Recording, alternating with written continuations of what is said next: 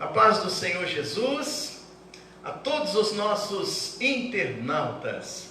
Nós estamos mais uma vez ao vivo, transmitindo uma reflexão bíblica. Eu sou o pastor Anderson Ribeiro, pastor aqui da Assembleia de Deus no bairro do Saco dos Limões, e faço parte aqui da De Floripa, da qual o nosso pastor presidente, pastor Josué Cipriano. E nós gostaríamos aqui já de deixar um bem-vindo para você que está entrando aí para participar e ouvir e aprender também. Hoje o tema da qual nós havíamos divulgado, mas antes de nós falarmos do tema, nós queremos deixar aqui um comunicado para que você, após essa reflexão, às 19 horas, acesse ali a De Floripa ao vivo no YouTube, e você também possa acompanhar ali os cultos em nosso templo sede aqui de Florianópolis, tá bom? Então eu deixo essa dica. E também outra importante informação para você é que nós temos o nosso aplicativo, a De Floripa, na loja de aplicativos aí do seu smartphone.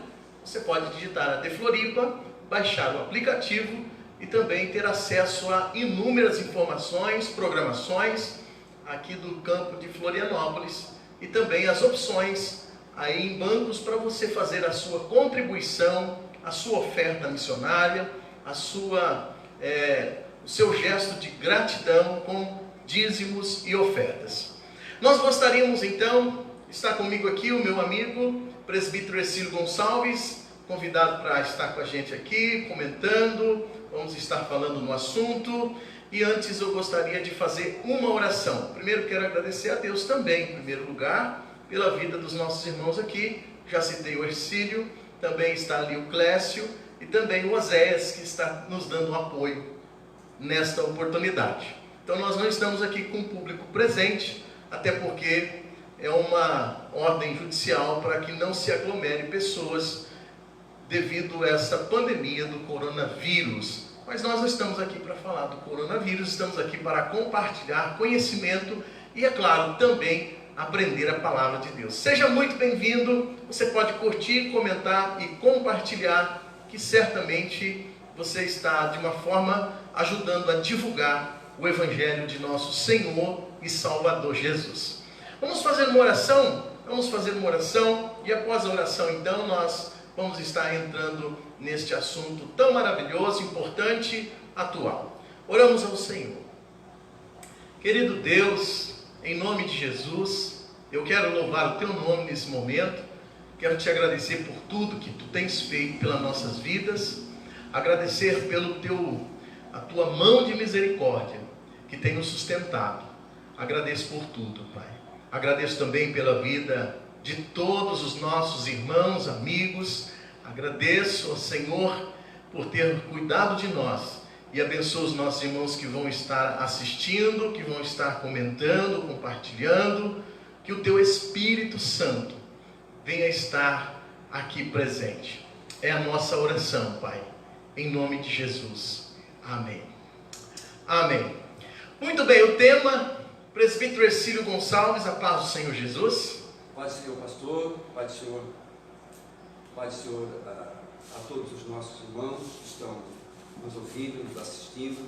Você que está em casa, você que através das redes sociais, das mídias sociais, tem nos assistido e nos acompanhado, nós louvamos a Deus pela sua vida. Agradecemos porque o Senhor tem sido bom, o Senhor tem nos proporcionado a oportunidade de poder compartilhar da palavra de Deus. E nessa noite nós esperamos, nós oramos nesse sentido, esperamos que essa nossa conversa, pastor Anderson, essa nossa reflexão teológica, seja para a edificação da igreja e para que os irmãos que nos assistem e nos ouvem, de alguma forma saiam entendidos um pouco mais a respeito da palavra de Deus. Muito bem. Lembrando também que nós não queremos de modo algum causar nenhuma ideia confusa, não queremos ferir ninguém, não queremos ferir sentimentos de ninguém, muito pelo contrário. A nossa reflexão aqui é extremamente sadia, sem ofensas, e que se o nome do Senhor Jesus não for glorificado, com certeza nós não estaríamos aqui, né? Essa é uma grande verdade. Então, nos ajude, participe e interaja conosco. Como nós havíamos dito, o tema hoje é desigrejados. Ou seja, para aqueles que não conhecem esse termo, desigrejados, são pessoas que outrora, outro dia, né, em outras circunstâncias, aceitaram Jesus como Salvador, desceram as águas batismais, fizeram a confissão de fé, obviamente, e passaram um dia a ser membros ativos de uma igreja, de uma congregação, de uma comunidade e sucessivamente. E por uma ocasião ou outra não estão mais como membros ativos, digamos assim, e estão, digamos, professando a sua fé sem estar ligado em uma igreja, né? São evangélicos, fazem as suas, digamos, orações nas casas, têm o seu devocional consigo nas casas. A minha pergunta e o meu comentário a respeito disso na Bíblia, a Bíblia fala de algumas pessoas que estão assim, nessa mesma situação. Ercílio, a gente entende na carta aos Hebreus, capítulo 10, verso de número 25, importante a gente ler que o escritor aos Hebreus, alguns estudiosos dizem que é Paulo, mas independente de quem foi o autor, ele diz: não deixemos a nossa congregação como é costume de alguns.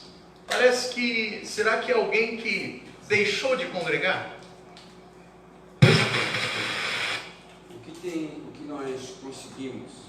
que nós conseguimos entender, na verdade, a respeito desse texto, é que o escritor aos Hebreus, ele está exortando os judeus que estavam na dispersão, que haviam sido espalhados após a perseguição do cristianismo no início dos primeiros séculos, e ele estava exortando a esses crentes a permanecerem na fé, a não se afastarem da fé, a não deixarem o cristianismo, a não abandonarem a fé que eles abraçaram por causa da perseguição ou por causa do que estava acontecendo a respeito do domínio romano sobre os novos convertidos. O texto que foi mencionado pelo senhor, pastor Anderson, refere-se ao fato de que o escritor aos Hebreus diz para eles que eles não corram disso, né? Não fujam disso, que eles não deixem as suas congregações, né? Que eles não se afastem da igreja, que eles não vão tentar servir a Jesus sozinhos, nas suas casas, nas suas residências,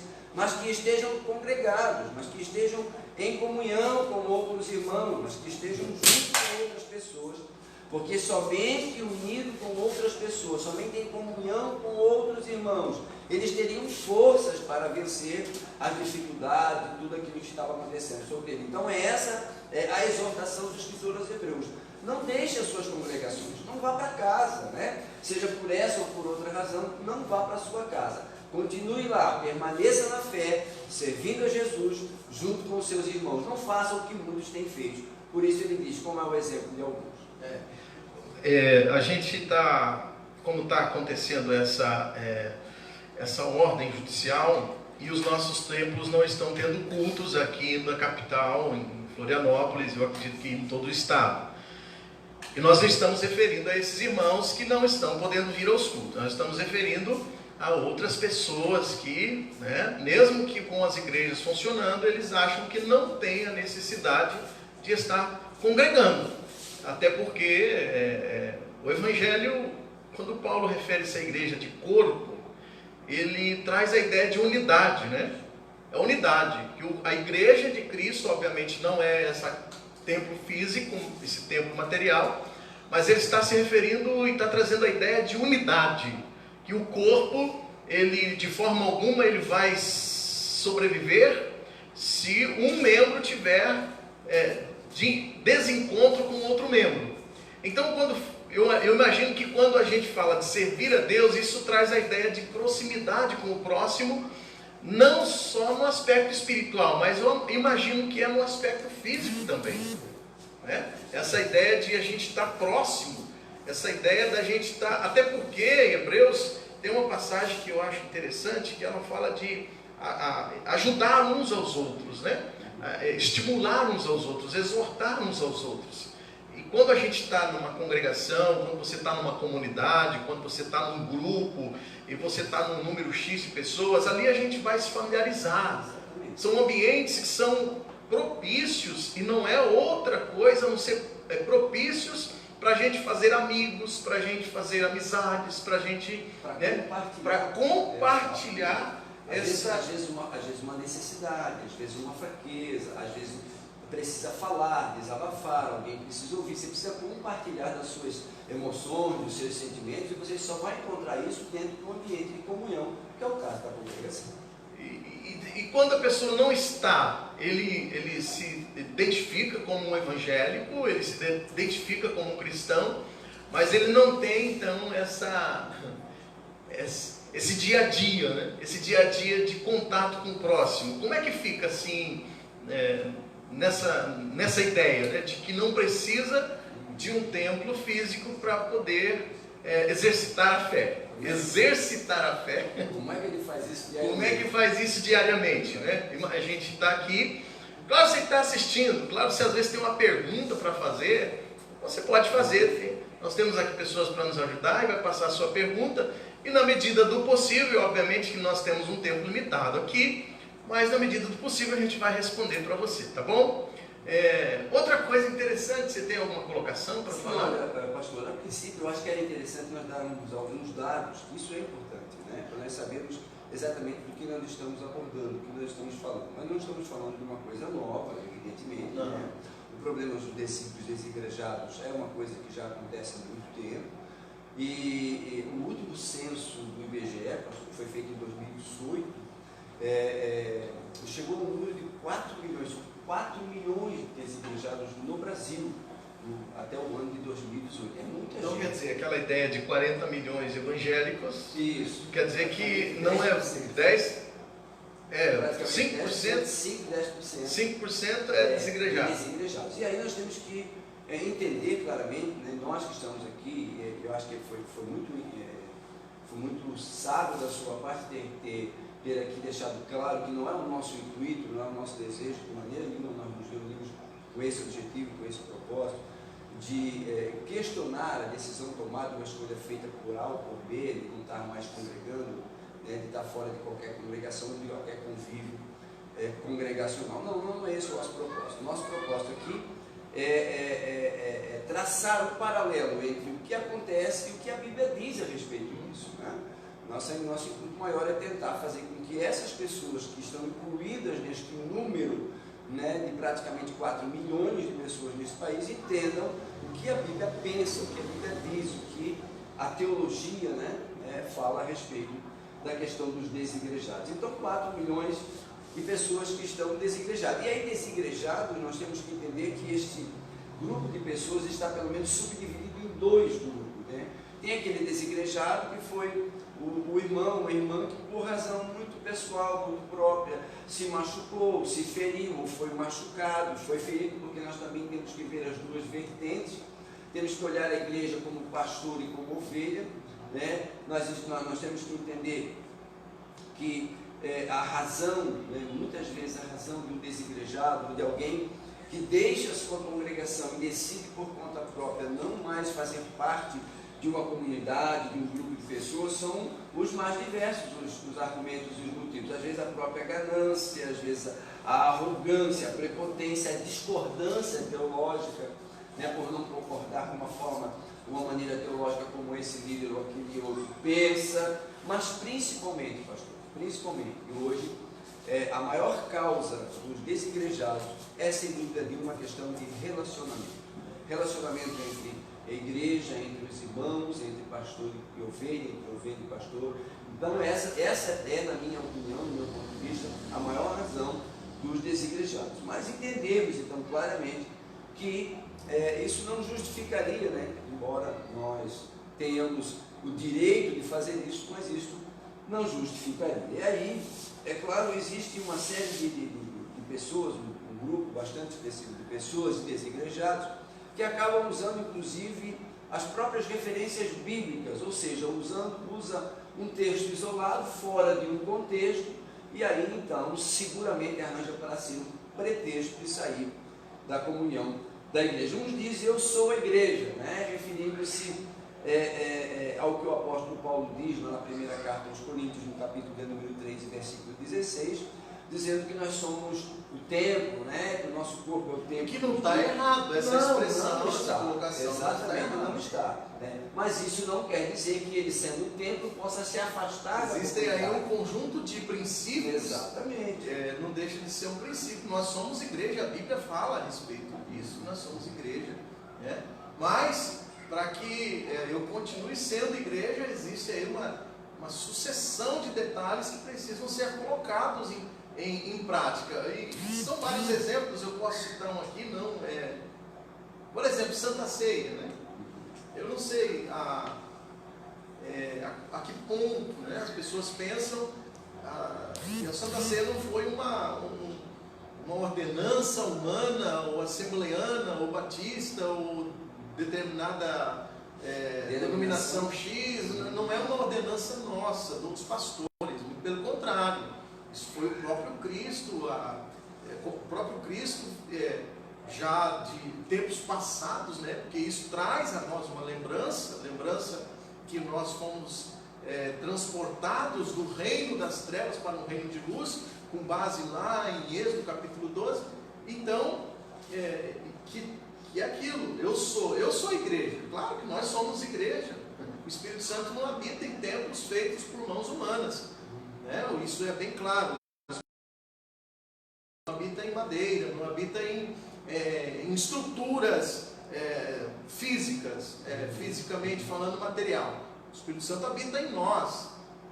Então nós somos o templo. Porém, esse templo precisa ter uma manutenção, né? Porque se pensarmos assim, pastor, nós vamos ter que partir do princípio então que as igrejas são desnecessárias e então deveremos fechar as igrejas, os institutos teológicos, as editoras, as associações cristãs, aos centros de apoio, de recuperação, aos centros missionários, enfim, uma série de outros segmentos relacionados às igrejas, principalmente as igrejas evangélicas, que, querendo ou não, depende de uma igreja ativa, depende de uma igreja em movimento, depende de uma igreja com CNPJ, de uma igreja que exista, de uma igreja que... Até porque isso precisa estar legalizado diante da lei dos homens, né? Então precisa de ter todos esses detalhes.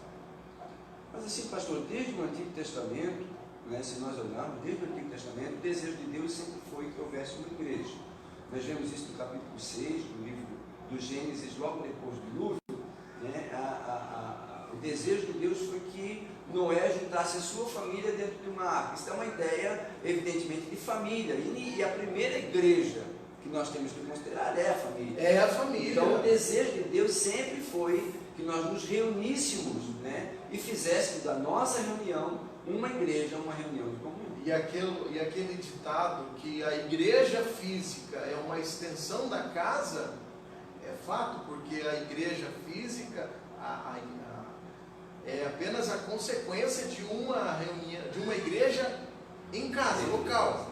Então é a minha família que faz parte e compõe toda a igreja aqui. Mas a igreja somos eu e a minha família, até essa epidemia e essa determinação para que ninguém saia de casa, fique com a família. A gente estimula os cultos domésticos, porque isso não é uma coisa de agora, do século XXI. Cultos domésticos são realizados é milenar essa prática.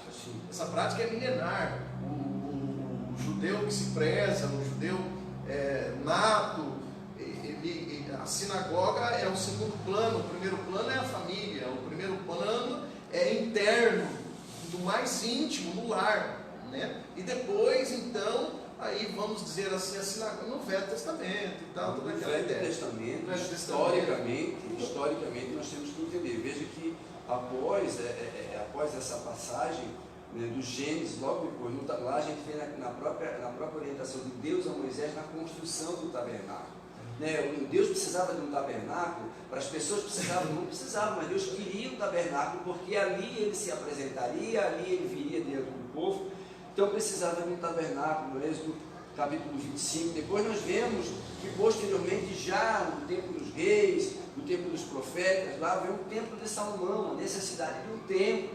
E Davi chega a mencionar, olha, né, o Senhor viveu, né, e habitou em tenda durante tanto tempo, eu preciso fazer uma casa, preciso fazer uma igreja. Esse sentimento, né, que veio dele executar essa obra, esse projeto. E Deus aprovou, não com ele, mas através de Salomão, veio a construção disso do antigo. Depois, mesmo com a destruição, veja que o retorno do cativeiro, o retorno pós-exílio babilônico, o primeiro propósito, a primeira missão foi a reconstrução do templo, foi restaurar novamente aqui a necessidade de uma igreja, a necessidade das pessoas se reunirem, a necessidade de estarem juntas para ouvir a palavra de Deus, né? Porque a palavra de Deus, a Bíblia Sagrada diz que a fé, ela não vem exatamente por tempo, né? É verdade que não, ela não vem por milagres, a fé vem pelo ouvir, e o ouvir a palavra de Deus. Não existe lugar mais indicado, mais recomendado para se ouvir a palavra de Deus e ser edificado na fé do que a própria igreja. Exatamente. É por aí, você que está acompanhando, são bases bíblicas e com certeza existem muito mais bases bíblicas para que a gente não, digamos, não leve essa fé mais ou menos assim, essa fé sem ter uma publicação ou sem ser público, né? Porque querendo ou não, quando nós estamos vindo para a igreja, nós estamos colocando em publicidade isso. Nós não estamos ocultando a fé, ou seja, eu estou de uma certa forma transmitindo à sociedade que eu e a minha família, nós temos um certo devocional diário, além de ser dentro da minha casa. E além de ser dentro da minha casa, a igreja mesmo, eu preciso de passar a imagem, isso sempre existiu, de que eu e a minha casa, para servirmos ao Senhor, ela precisa de estar ligado a um determinado lugar. Por isso que é importante a gente colocar a igreja. E outra passagem interessante também, o presbítero Ercílio Gonçalves, quando Jesus se manifesta a João nas 7 igrejas da Ásia, lá já no livro do Apocalipse, a Bíblia diz que Jesus estava entre os 7 castiçais. Ou seja, João viu os 7 castiçais, simbolizando as 7 igrejas da Ásia, e no meio, a pessoa de Jesus. Então quer dizer, preciso de ir à igreja? A ideia é cada um que formaliza, mas existe base bíblica que a igreja ela é fundamental, é necessária, é importante e que tem que ter uma participação, precisa de ter uma participação diária, semanal, mensal, precisa de ter essa participação, porque ela tem muito a ver com a minha fé, tem muita ligação. É interessante, pastor, esse exemplo da carta de Apocalipse às igrejas, porque o texto bíblico deixa claro que as igrejas, ou a igreja que está, por que o recado de Deus então não foi para você que está na sua casa? A família, a sua família. A igreja, o recado era a igreja, porque a igreja era um mecanismo, uma ferramenta que Deus tinha para que pudesse alcançar as pessoas, para que pudesse alcançar as famílias, para que pudesse alcançar aquela comunidade local. As igrejas, e aí agora eu vou para o Novo Testamento, no Novo Testamento sempre houve a necessidade da igreja. Se nós analisarmos o livro de Atos dos Apóstolos, o capítulo de número 2, o capítulo de número 2 é um exemplo claro da necessidade de uma igreja. A Bíblia Sagrada diz que o Espírito veio quando todos estavam reunidos no seu lugar. Aquilo era uma igreja. Todos estavam ali, 120, talvez um pouco mais de 120 pessoas unidas, reunidas num só lugar, orando, buscando a Deus. Aquilo era o exemplo claro de uma igreja. E aí o Espírito Santo veio e os tomou ali, numa reunião que todos estavam reunidos no mesmo lugar. Isso é uma igreja, que não é uma casa, uma família, embora fosse um imóvel, talvez até residencial, um cenáculo, mas aquilo ali era o exemplo de igreja. Quando Jesus vem e separa os seus discípulos e chama os seus discípulos, ele está convocando uma igreja. É uma igreja que ele está fazendo. O seu apostolado é o simbolismo, claro, de uma igreja, né? Cada um com suas fragilidades, cada um com suas deficiências, cada um com suas fraquezas, um mais crente do que o outro, um mais certinho, mas aquilo era a cara da igreja. Jesus estava ali separando uma igreja. Quando ele é respondido por Pedro na pergunta de quem eles dizem que eu sou, e Pedro diz: tu és o Cristo, o Filho de Deus vivo, e diz: sobre esta pedra, sobre esta afirmação tua, Pedro, eu edificarei a minha igreja. Ele tem uma igreja para edificar, né? um povo para reunir. E a igreja, sem dúvida nenhuma, no Novo Testamento passa a ser um local de reunião. Nós vamos ver isso claramente nas epístolas. As epístolas, elas são claras. Todas as epístolas, principalmente as epístolas do apóstolo Paulo, todas elas são dirigidas a igrejas, a congregações, a grupo de pessoas. Então, com base em tudo que isso a gente está falando até agora, e já estamos aí mais ou menos uns 20 minutos, 20 a 25 minutos, a Bíblia traz sempre a ideia, e não só a ideia, mas também categoricamente afirma que é necessário se realmente eu me identifico como um cristão, eu me revelo como um cristão, como um crente, eu preciso de estar ligado a um determinado local, ou a uma determinada igreja, a uma determinada congregação. E isso é o que nós já entendemos aqui, né? Inicialmente já entendemos isso. O texto que eu havia falado no livro do Apocalipse está em Apocalipse 1,13, que diz ali, quando João, 1,12, ele: me virei-me para ver quem falava comigo, e virando-me vi 7 castiçais de ouro. Esses 7 castiçais de ouro representam as igrejas. Na época representavam as igrejas. Com certeza, se fosse hoje, tenho certeza absoluta que não seria diferente.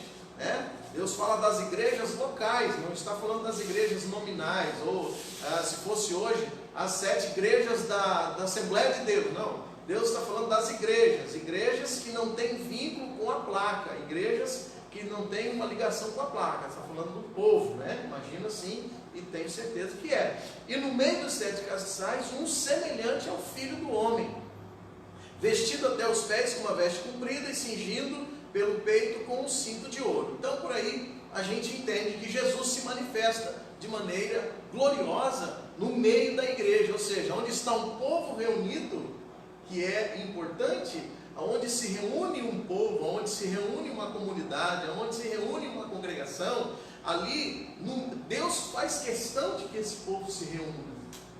O próprio Deus faz questão que esse povo se reúna, para não ficar como se fosse uma ovelha isolada sem ter um rebanho, para não ficar como uma ovelha isolada sem ter um pastor. O sumo pastor é Jesus, isso já está definido, passamos a régua quanto a isso. O sumo pastor é Jesus, ele é o pastor do Salmo 23, é ele que sustenta, é ele que guarda, é ele que cuida, é ele que dá saúde, isso já também está resolvido. Porém, uma coisa que jamais a gente pode descartar, e não posso deixar isso como um texto isolado, de que Deus colocou pastores, superintendentes ou bispos, como você queira entender melhor, que venham apacentá-los, guiá-los, essas pessoas, para guiá-los, apacentá-los, para levar mais próximos a Deus, por meio de uma orientação divina, obviamente. Essa é importante considerar. Mas ainda dentro do Novo Testamento, pastor, nós vamos ver, por exemplo, a primeira carta do apóstolo Paulo aos Coríntios, o capítulo de número 12. Se nós analisarmos o capítulo de número 12, você que está em casa, você que está nos acompanhando aí pelas redes sociais, você que por acaso tem ainda alguma dúvida ou queira fazer algum questionamento em relação ao assunto que nós estamos refletindo aqui, discutindo, você pode mandar aí, através das nossas mídias sociais, através do Facebook mesmo, faça a pergunta, o questionamento, nós, dentro da medida do possível, estaremos respondendo, pelo menos tirando aí a dúvida que você tem, tentando de alguma forma esclarecer qualquer falta de entendimento a respeito desse ou daquele texto bíblico. Mas o capítulo de número 12 da primeira carta aos Coríntios é uma informação muito clara a respeito de igreja. Ali o apóstolo Paulo diz que a igreja nada mais é do que um corpo. Então, e ele faz questão de deixar claro ali que não dá para o olho viver sem a orelha viver sem a mão sem o pé. Isolado. Não dá para viver isolado. Nós somos o corpo, nós somos o corpo. E ele está escrevendo a uma igreja. A igreja que está em Coríntios era uma igreja institucionalizada, era uma igreja construída. E que, por sinal, entende-se que havia ali algumas divisões visões. Exatamente. E não era, ele já estava escrevendo, porque isso não era a motivação maior de alguém sair da igreja, de se tornar um desigrejado, né? Porque as diferenças, elas sempre existiram, e sempre existirão. Né? Nós não podemos procurar na igreja uma igreja perfeita, composta de seres humanos com suas fraquezas, com suas deficiências. A igreja é... E às vezes é aí que está a maioria dos argumentos das pessoas que elas se não afastam, permanecem. ou que permanecem, que se afastam, que não permanecem. que não permanecem. Que não permanecem, porque a igreja, Jesus veio para buscar, Jesus veio para os doentes, Sim. porque os sãos não necessitam de médicos. Sim. Quer dizer, uma vez curado por Jesus, estou certo, estou livre, estou perfeito, eu estou livre da imperfeição. Uma vez de ser alcançado por Jesus, eu não tenho mais a opção de errar. E às vezes por nós estarmos em um lugar onde compõem pessoas, e a partir de muitas pessoas, compõem pessoas que têm as suas falhas, têm as suas fraquezas, têm os seus defeitos, né? Enfim, deixaram muita coisa para servir a Jesus, porém a estatura de varão perfeito, né? O aperfeiçoamento, isso é um degrau, é uma escada que diariamente a gente vai sendo moldado pelo Senhor, sendo trabalhado pelo Senhor, vamos sendo, enfim. E eu não posso também, outra coisa importante, que eu nunca vi uma geração para pegar tantos modelos e referências negativas, né? Referências negativas. Em todo palco, o cenário bíblico sempre teve as referências negativas, teve. Vamos citar aqui já lá no Velho Testamento, vamos começar no Velho Testamento, na época do profeta Samuel. Na época do profeta Samuel, tinha o profeta Eli com os seus problemas familiares, com os seus filhos, que tinham dificuldades de servir ao Senhor com integridade.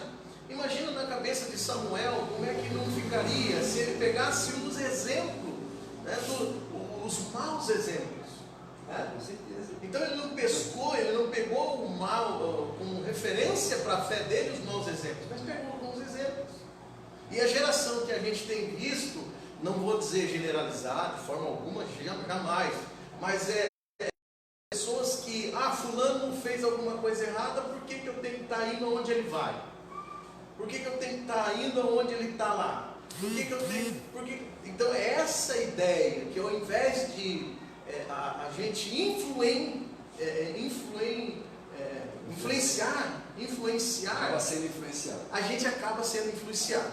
E daí é onde acaba deixando no nosso coração, né, que de uma forma ou outra, se eu não tenho essa maturidade, para ao invés de eu ajudar, eu criticar, ao invés de eu ajudar, eu criticar, eu vou trazer para a minha vida e me isolo daquele grupo, porque um ou dois, infelizmente, tiveram seus imprevistos. O risco, né? Até inclusive eu quero mencionar aqui a pergunta de dos nossos ouvintes, nós agradecemos a todos os nossos ouvintes que estão nos assistindo, eles estão fazendo perguntas. E uma irmã faz a seguinte pergunta: qual o perigo dos desigrejados, pastor Luiz?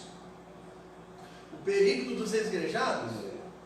Na verdade, quem está correndo perigo para eles, porque para nós não oferece. O perigo dos desigrejados é muito fácil, é fazer roleta russa com a fé. Porque se eu sei que Jesus, ele volta a qualquer momento, e os sinais aí não precisa nem de ser nem ser teólogo para entender, que todos os sinais apontam e estão evidentemente claros que Jesus ele está a voltar. E eu sabendo que a minha consciência, eu não posso de forma alguma fazer, como já disse, fazer roleta russa com a minha salvação, fazer roleta russa com a fé. Muito pelo contrário, se nós precisamos, cada um de nós temos uma consciência, eu não posso de maneira alguma, sabendo que Jesus pode voltar a qualquer momento, e esse momento ninguém sabe, nem dia nem hora, ninguém sabe, apenas os sinais vão demonstrando quando virão, mas eu não posso deixar para amanhã o que eu tenho que fazer hoje. Então o perigo dos desigrejados, a gente não está tocando na questão de salvação, isso daí é uma coisa que compete a Deus, é a Deus que compete. Porém, Jesus disse a parábola um dia, se pedir a tua alma hoje, para quem será? Né? Ou, na verdade, o texto está falando de um homem que tinha apenas um objetivo, de ajuntar, de ajuntar, de ajuntar. E daí vem na parábola dizendo: pedirão a tua alma. Então, a respeito dos desigrejados, o perigo é: cada um dará conta de si mesmo a Deus. Mas a minha ideia é que os desigrejados, eu preciso de falar isso, e às vezes pode, eu não quero que ofenda, mas às vezes um pouco mais de humildade. Um pouco mais de humildade e reconhecimento que Jesus veio para todos, e não veio para um grupo seleto. Jesus veio para o grupo que está na igreja, Jesus veio para o grupo que está fora da igreja, Jesus veio para todos. E todos, a Bíblia fala que ele, sendo rico, se fez pobre por amor a nós. Ele não teve por usurpação de ser igual a Deus, mas humilhou-se a si mesmo. Então, no meu entendimento, o desigrejado corre um risco muito grande de Jesus voltar, e sem esses princípios que eu acabei de falar, Santa Ceia do Senhor, que isso precisa de ser bem levado a sério. Senão há muitas páginas na Bíblia que a gente vai ter que tirar. Muitas páginas na Bíblia que a gente vai ter que arrancar. Então a Santa Ceia, primeira coisa, comungar, comunhão com uns aos outros. Se a pessoa é um desigrejado, certamente ou ele está magoado, ou alguém magoou ele. E se ele está magoado, por magoar alguém, primeiro passo, reconhecer, se humilhar e pedir perdão. Primeiro passo. Se alguém o magoou ele, e essa pessoa que está na igreja, ofendeu, feriu, magoou essa pessoa saiu da igreja, existem inúmeras igrejas, não há nenhuma margem de vantagem de você ou desigrejado ficar fora de uma igreja. É necessário compor uma igreja.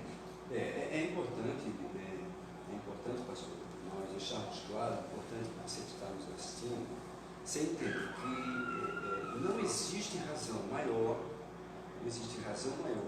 para qualquer ser humano deixar a igreja, seja esta, igreja A, igreja B, para viver isoladamente. Né? Em momento nenhum na Bíblia você vai ver que isso é correto, e aí eu tenho que ser sincero e falar nesse sentido. Ser desigrejado porque você não se identifica com a tua igreja e apenas quer viver a sua vida em casa, servindo a Jesus sozinho, isso está errado. Não servir a Deus porque entende que a igreja é um mecanismo de absorção de recursos financeiros, e por essa razão você não está numa congregação, não está na igreja, e por isso serve a Deus sozinho em casa, também está errado. Você tem que entender que o maior perigo de quem é desigrejado é justamente a normalidade. É aquela coisa de você viver todos os dias achando que aquilo não faz falta para você, achando que aquilo não vai fazer diferença, quando no momento inoportuno pode acontecer o que aconteceu nessa parábola. Né? Jesus pode te pedir a alma, e para quem vai estar preparado? Então há uma necessidade iminente de nós termos que estar congregado. Irmãos, o apóstolo Tiago, no capítulo número 5 da carta dele, no versículo número 14, tem um texto que diz: estai alguém entre vós doente, chame os presbíteros da igreja, e esses então ungirão um óleo, uma oração, e a oração da fé sarará o enfermo. Esse recurso informado por Tiago está dentro da igreja. Então há necessidade de existir uma igreja. É óbvio que a maior igreja é a igreja invisível, a igreja como organismo vivo, né, e que nós queremos fazer parte, mas também há necessidade de uma igreja física, né, uma igreja como organização, né, para que a igreja viva possa comungar, a igreja viva possa congregar. Né? Nós vimos isso claramente no Novo Testamento. Uma outra questão que eu acho que nós estamos já partindo para o último bloco, encerrando daqui a pouco, mas acho que tem um fator aqui que é interessante e é muito importante nós deixar claro aqui, pastor, que é a questão da Santa Ceia do Senhor. Né? Tem um texto no Evangelho de João, eu vou fazer questão de ler, no capítulo número 6, eu acho que esse é um dos textos que corroboram muito com o que a gente está falando aqui, e sem dúvida nenhuma parece ser um dos textos mais elucidativos daquilo que nós estamos discutindo. Por que não ser desigrejado? É porque eu não posso ficar sem fazer parte de uma comunidade. Nós vamos deixar a Bíblia falar. Exatamente. Vamos ler capítulo de número 6, o versículo de número 54. A partir do versículo de número 54 diz assim, Jesus está falando, tá, irmão? É Jesus que está falando, não somos nós que estamos refletindo a respeito da palavra, mas é o próprio Jesus, dizendo, olha só, 54, quem come da minha carne e bebe o meu sangue tem a vida eterna, e eu o ressuscitarei no último dia, porque a minha carne verdadeiramente é comida, e o meu sangue verdadeiramente é bebida. Quem come a minha carne, bebe o meu sangue, permanece em mim, e eu nele, assim como o Pai que vive me enviou, e eu vivo pelo Pai. Assim quem de mim se alimenta, também viverá por mim.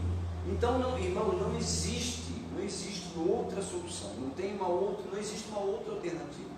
É antibíblico, irmão, você não servir a igreja, para servir a igreja sozinho em casa. Eu não estou nem falando, não estou aqui, na verdade, me direcionando, quem sabe, aquelas pessoas que por alguma razão pessoal não congregam aqui ou não congregam ali, mas volta e meia participam, vêm na igreja, participam de algumas reuniões, vêm em santas ceias, estão, mesmo que por longe ou de longe, estão participando deste cerimonial, participando deste mandamento que deu, né, que o próprio Jesus nos ensinou. Eu estou falando daquele que não faz isso, aquele que tem duas vertentes, ou ele aprecia o Evangelho, aprecia a palavra, gosta dela, crê na palavra e não vai a cultos, e tem um outro grupo que é pior ainda, que é aquele que não vem e não vai, e ainda critica a igreja e tal. Então, esses dois grupos de pessoas que são desigrejados, a nossa oração, irmãos, e essa é a nossa oração, é que Deus os alcance, talvez até os alcance dentro dessa nossa reflexão teológica, ou os alcance em qualquer outro momento da sua vida, para que eles também, assim como nós hoje, reflitam a respeito disso. Que por mais que eles possam viver a vida deles isoladamente, né, por mais que eles queiram viver a vida deles isoladamente de uma comunidade cristã, eles precisam participar da Santa Ceia. E eles não podem fazer isso sozinhos, eles precisam estar dentro de uma igreja, dentro de um corpo, porque aí sim isso é comunhão. Quando você compartilha entre si o pão e o vinho, aquela comunhão, isso é o corpo de Cristo. Jesus disse que se você não faz isso, você não tem parte com ele. Assim, já estamos chegando no final, mais 5 minutinhos, já estamos encerrando, mas só para a gente terminar aqui, qual é a forma mais grata de não de publicar, porque a intenção não é a gente publicar isso e colocar no outdoor que você está fazendo, que você está isso, que você está aqui. Não, é um coração realmente agradecido a Deus. Você que tem aí a sua família, você que tem aí o seu trabalho, e é claro, quem é que não precisa trabalhar para ter o seu sustento, para ter aí o seu conforto, para ter as suas despesas supridas, né? Evidentemente Deus abençoando tudo, porque eu não tenho forma nenhuma de acreditar que não venha de Deus, apenas Deus. Isso, outra forma, é a minha participação, Ercílio, a minha participação não teórica, mas prática, na questão dos dízimos e das ofertas.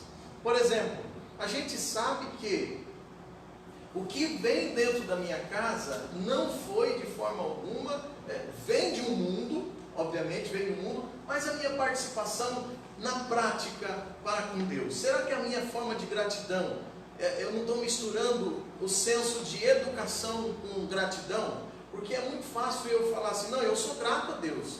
Mas às vezes você confunde gratidão com educação. E pelo contrário, quando você faz um favor para uma pessoa, ou uma pessoa faz um favor para você, qual é a forma mais prática da gente agradecer? Muito obrigado. Em outras línguas, espanhol é gracias. É reconhecer. É reconhecer, graças, gratidão. Mas essa é a questão de educação. Não é educação, é uma ética. É uma ética entre eu e é uma ética. Agora e com Deus? Você vai falar com Deus, muito obrigado. Só isso. Eu acho que sai muito barato perto do que Deus faz para a gente. No meu ponto de vista, eu acho que pelo que Deus faz para a gente, pelo que Deus, aliás, fez tudo para a gente, né? O mundo já estava aqui quando chegamos e vai continuar aqui quando a gente partir. Então, isso aí a gente já passa a régua, né? Salomão viu que o que está debaixo do sol é tudo coisa que não vai levar a lugar nenhum. Que tudo que estava aqui quando Salomão veio já estava, e quando Salomão foi, continuou. Então tudo que tem no mundo hoje já estava antes da gente vir, e quando partimos vai continuar no mesmo lugar que sempre esteve. A questão é eu passar por esse processo sendo grato a Deus. E eu falo isso em todos os sentidos. Primeiro, do coração. Ninguém é grato a Deus na prática se primeiro o coração não for o motor que o move, o motor que leva ele a fazer tal coisa, o que motiva ele, o que estimula ele, o que faz a gente ser o que somos, agradecidos a Deus.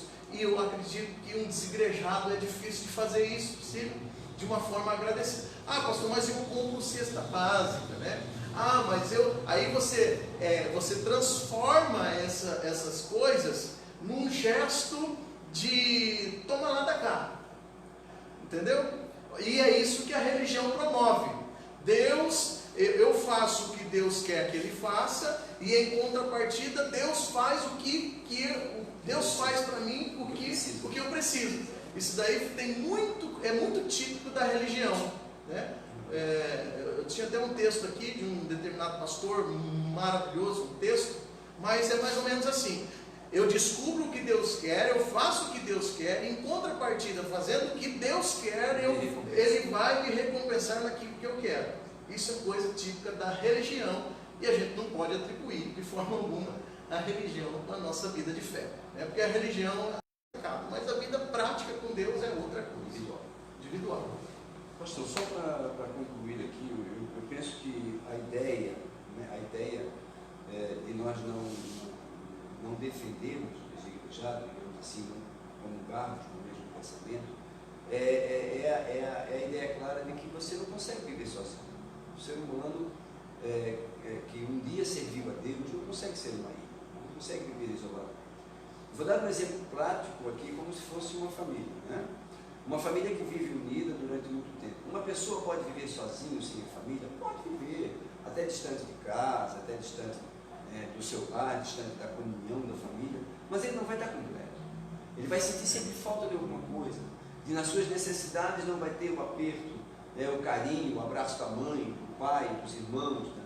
No momento da angústia não vai ter alguém que console, no momento da saudade ele vai chorar porque não tem quem abraçar. Então vive sozinho, vive, mas não vive salutarmente, não é uma pessoa saudável, e assim é o desigrejado. Vive sozinho, pode viver sozinho, mas ele nunca vai ser um crente saudável, um servo, um salvo, né, saudável. Ele vai ter sempre deficiências espirituais que só vão ser supridas dentro da comunhão da igreja, junto com os irmãos. Então a nossa oração, o nosso apelo a Deus, né, nesse momento, é que esses que um dia se afastaram da igreja, um dia deixaram de ser parte da comunhão, parte da comunidade, parte do grupo, né?